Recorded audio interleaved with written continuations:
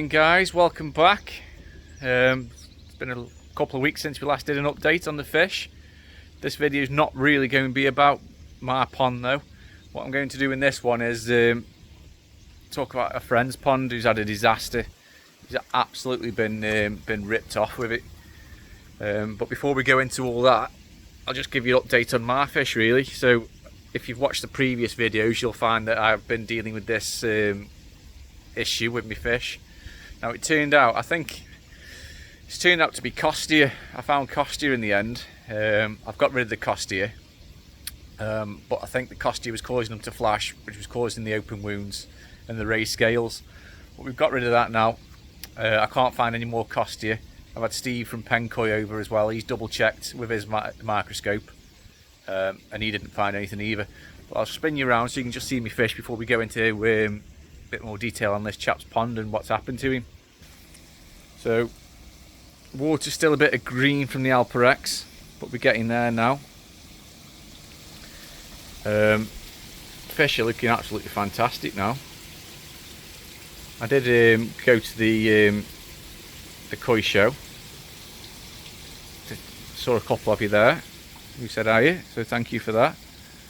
I went to the koi show, and as I was walking past the auctions, I didn't intend on buying any fish, I'll be completely honest with you. But I walked past the auctions that were going on and no one was bidding. I always wanted a golden corn, Key Matsuba style, and I saw, and just as I was walking past, they were auctioning that fish. So me and Ollie got involved. We put our bid in. We hadn't been round look at it or anything like that. We put a bid in for 300 quid and won it. Anyway, we go and pick it up, and guess what we see on it? Look, all them scales missing on one side. Now it actually looks more like an Akamatsuba to me, but it's certificated as a golden corn. And when she comes round again, female, this is why I should have took the wife with me, because she'd have made me go look at the fish first before bidding on it. But when she comes round in a second, just check out all these missing scales down one side. Where's she gone? That's me Akamatsuba from last year. That's that raised scale. He's coming out again today to be treated along with the shower there. But as you can see, that is all healing nice, that is. We'll get a bit better video when he comes back. But where's this corn gone? It's just been a bit camera shy at the minute. I'm sure she'll come back round in a second.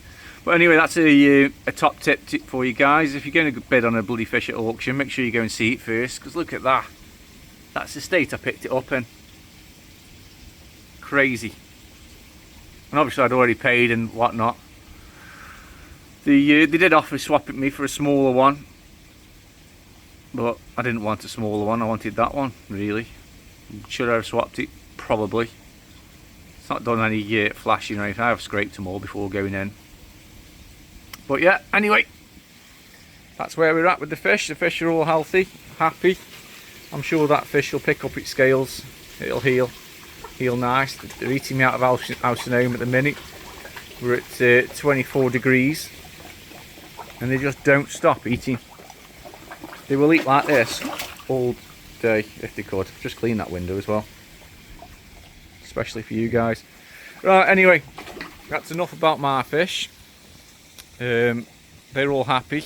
We'll get them out today and treat the Akamatsuba and the shower. I think the Sankey's absolutely fine now. I think you'll remember where I took them scales off. Look, down the side and the tail, completely healing nice now.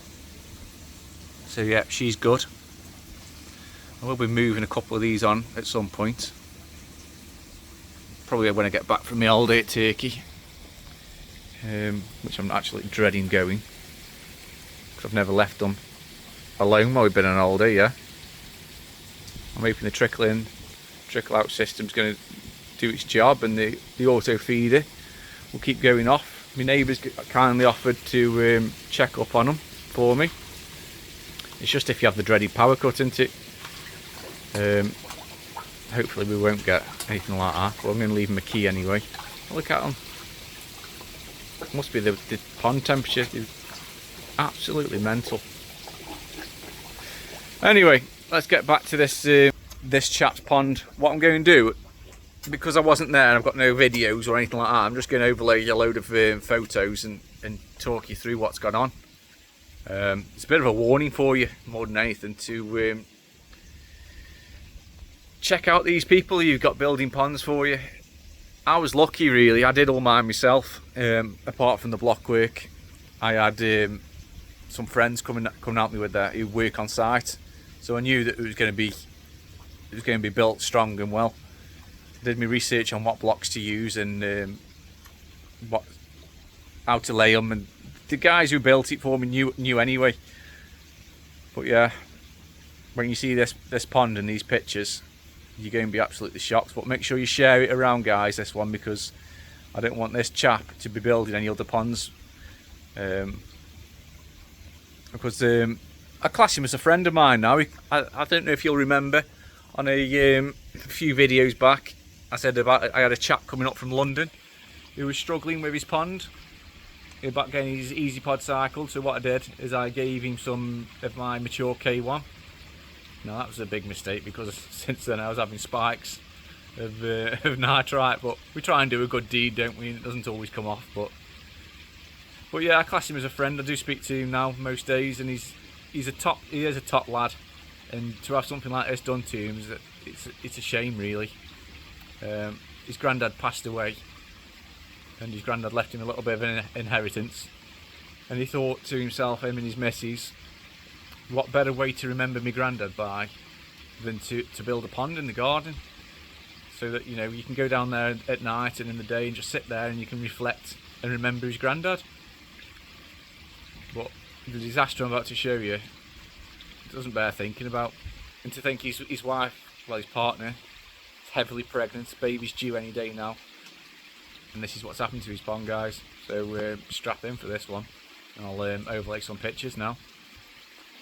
While I've got you, before we go into this, don't forget to like and subscribe and share this for me, because we won't get these sort of videos spread out so that no one else has to go through this. Cheers, guys.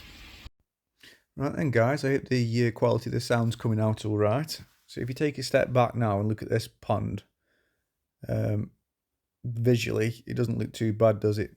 Now I know the copers aren't attached, but apart from that, it doesn't look too bad. That's a side view. It's amazing how much you can polish a turd up if you put some tiles on it. So now I'm going to show you now. So straight away, this chap, Christopher Cannell from Hartlepool, has come along. He's told Jake, he's advised him to build his pond out of thermalite blocks, claiming he's done the same to his pond that's been standing for 15 years. Now, not only is he advised to build it out of thermalite block, he also hasn't put a footing in. So he's laid these blocks straight on top of the dirt that was already there. As you can see, there's not a spirit level in sight, or if there is, he hasn't used it. Because if you look at the state of this wall here, how much it's bowing, straight away on his second course, first course, second course, it's absolutely shocking. You can literally see there on that left-hand wall how it's kicking out straight away. Now, none of the corners are being tied in either. So it's straight away at this point, disaster's about to... You can tell, can't you, that disaster's going to happen here. But it gets better than this. So when we carry on watching now. So he hasn't rectified his wonky wall at this point. He's still carrying on laying these thermalite blocks. As you can see, the wall's still on the piss. Corner's still not tied in. But, you know, the guy's still carrying on, thinking he's doing a cracking job here. So that's his blocks laid. No foundations. Look at the state of that front wall. You can see how it's twisting. And if you look at that block 3 in from the corner, how can he think that's acceptable? He's got a spirit level there to the left of him. What's the point in him bringing it? The state of this build, it's unbelievable. So we're going to move on to the next one now. I mean, look at this left wall. Look how far that goes out. It doesn't tie into the corner at all. How is this acceptable? How can he sit back and look at his job at the end of the day and think that wall is acceptable? And that's just going off that wall that you can see. If you're in line with the others, I'm sure they're all going to be out. I don't think he's used a square at all. So at this point now, the line is in, the bottom drain's in, all the plumbing's been done, which we're going to get onto in a minute as well.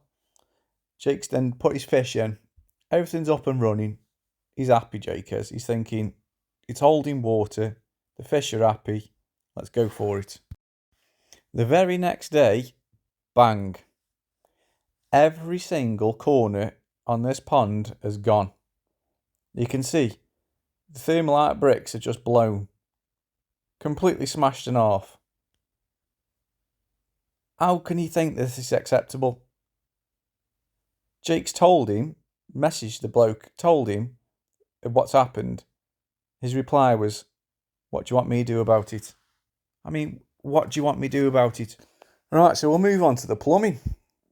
So the return to the pond, he's decided to drill out a 4-inch hole as a return, 2 courses down, which straight away, in my opinion, and I'm not a builder, is going to weaken the wall that's already weakened by using thermalite block. So he's put a 4-inch hole through the wall and then put a bit of concrete behind just to reinforce it, because he's going to need that, isn't it? So these are just pictures of the corner now of where it's blown. State of these tiles. It's this pond build is absolutely, it's blown me mind. I've never seen anything so bad in my life. Just holes throughout the build, just left and thinking it's acceptable. I mean, look at that, where the bottom drain comes out. How is that acceptable? This guy's supposed to know what he's doing. Right, so this is the plumbing, guys. So he's gone from a 110 bottom drain into inch and a half, 2-inch pipe, to then go into a pump, a 30,000 pump, by the way, to then flexi hose it up to a nexus. It's blown me mind, this has. That's the corner he's left it with. That corner is before the water's in. So he thinks that corner is going to hold. Look at the state of that. Who in their right mind would think that that's going to hold water, this pond? Jake has been absolutely done over. It's one of the worst builds I've ever seen in my life. Let's carry on though.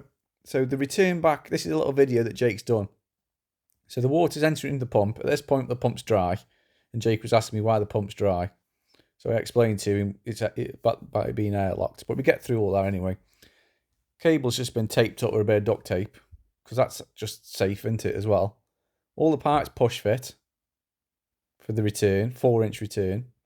Goes up to his filter shed. I mean, look at the plumbing. Well, so after all that, guys, the corners had blown. The plumbing was shocking. And he's had to drain it down. Put the fish in a temporary paddling pool, because he'd knocked his old pond down. And this is what he's had to do to his new pond that he's spent his inheritance on. Knock it down. And he's absolutely devastated. And I'm devastated for him. He's such a nice bloke. And to have this done to him, it's shocking. So if you're thinking about building a pond, guys, and you see a name pop up, Christopher Canal, then avoid him at all costs, because this is what he's going to do to you. And he's not going to be cheap either. And by a post I've seen on Facebook, the guy's claiming Pip and shouldn't be working anyway. He wants stopping. Right, guys, I don't know how well that's going to come across. It's just an overlay.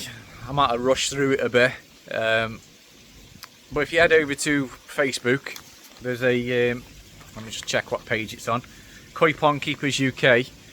There is a post about it, about this pond build on there that Daryll's done. Daryl's been out and seen the pond, and he's done a bit like, I've done a little rant on it, but it's absolutely shocking. And for Jake to go through it all, it's criminal. He's such a nice lad. I know I keep saying it, but he genuinely is a nice bloke, and he's had this done to him. He doesn't deserve it. Well, no one does really, do they? No one expects to pay the sort of money you do for these pond builds and end up with something like that. It's the worst thing I've ever seen in my life. And I'm not a builder, but I'm sure some of you might be who watch this. Let me know what your opinions are on this in the comments below. Because this guy needs stopping. And like I say in that video, he shouldn't be working, apparently. He's claiming Pip. I don't know this. It's just what I picked up from this Facebook group. So get it spread around. Let's stop this bloke from ruining anyone else's garden and pond and hobby, because he could have easily sold his fish and said, no, I'm not doing it. But that's the last thing we want. We want more people joining the hobby, not less. We don't want to be losing people. But anyway, so another company has seen Daryll's post on the Facebook group I just mentioned, Bespoke Ponds. Now, what a legend this guy is. What he's done is let me spin you around so you don't want to be looking at me. Let's look at some fish. So what he's offered to do is he's offered to go round to the pond, knock it down completely. Him and his lads knock it down, rip it completely out, and start afresh. Now, he's not even going to charge Jake for doing this. He says he's going to do it for free. What an absolute legend. So he's going to put a concrete base in, rebar, proper concrete blocks that you should be using, breeze blocks, laid flat as you would do, for free. Now, I'm not sure if it includes liner and everything else, but just to get the build, if he just builds it, what an absolute legend. So if you do come across him on Facebook, do send him some love, because he doesn't have to do this. He's just seeing the situation and he's helping out. So massive thank you to Bespoke Ponds. So anyway guys, that's it for this one. It's more of a rant really. I am going to get these fish out and treat them in a minute, but you don't need to see that. You've seen that on the other two videos. I was just it's more of an awareness post. Just make sure you're checking these people out when you're investing in these pond builds, because they aren't cheap, are they? You know, I dread to think what this cost me, and that's with doing most of it myself. So if you were to get someone in and pay someone, it doesn't bear thinking about. But anyway, if Gwen's watching this, she's got me hooked up on these. This is a jasmine, this one. I bought this to grow off and over. Honeysuckles are they or something? She's got me hooked on them. Got another one there. Excuse the bowl guys, that's what I'm going to be treating in a minute. I'm eventually going to try and grow them all the way across. I wasn't sure if it was giving out jungle vibes or not. But yeah, I've got two of them there growing up, and then I've got a little honeysuckle down the side here that seems to have fell over a bit, which I'm going to try and grow over that side. So Gwen, if you're watching this one, thanks for the little addiction there. Everywhere I'm going now, I'm looking for bloody honeysuckles. It used to be aces. Because we're so open and windy here, I can't really plant much aces. Got the bamboo covering the pipework there. That's it guys, so I'll see you on the next one. I don't know what the next one will be, whether I'll get another one in before I go away on holiday or not. But everything's looking better here, finally. So I'll keep you posted. Don't forget to share this one guys, so we get some awareness of this chap that's never getting building ponds again. Cheers.